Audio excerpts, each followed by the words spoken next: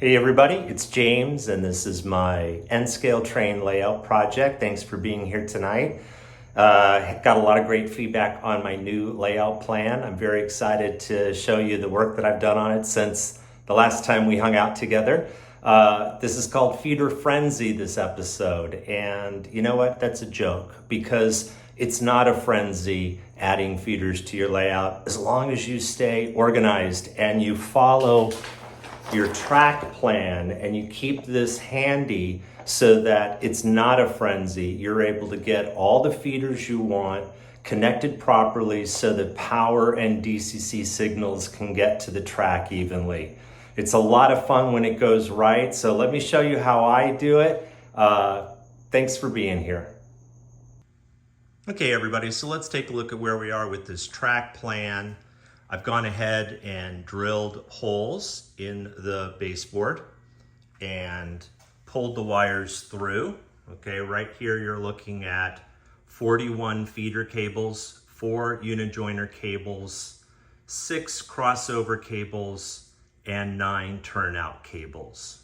Okay, after I've dropped the feeders, I make sure that I follow my track plan so I know exactly where they are, and then I test them individually, and you gotta test them. I tested and found 2 that weren't plugged in all the way, and I'm glad I figured it out now and not later. So how do we test it? We use the track power. So here's my controller, and this 3-way connector down here is plugged into track power, and I've got one plugged into the feeder, and then I use the old quarter trick.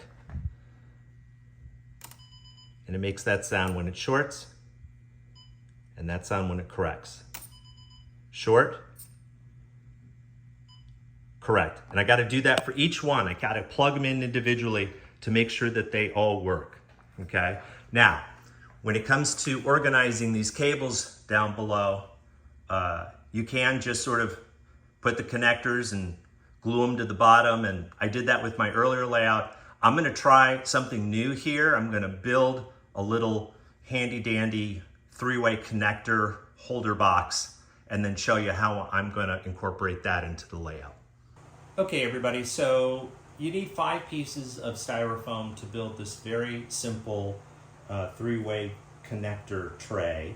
1 piece of 1/4 inch, 9-inch long by 5.5 inches wide.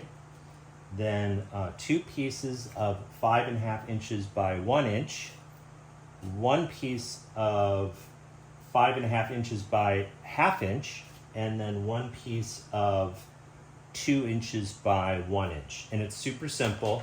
You just put this guy up at the top like this, and then about 2 inches down, you put this like that, and then giving another 2 inches or so, you put it like that, and then the last piece goes like that. And then I glue it together with a low temperature hot glue gun, and I make 3 of them, and I'll show you what that looks like.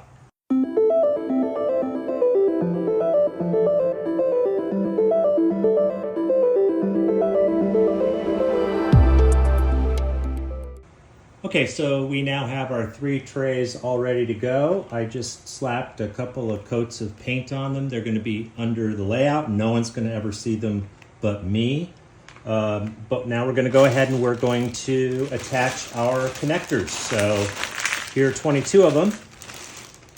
And I'm going to attach them with these Velcro squares. So let me just go ahead and get to work on that.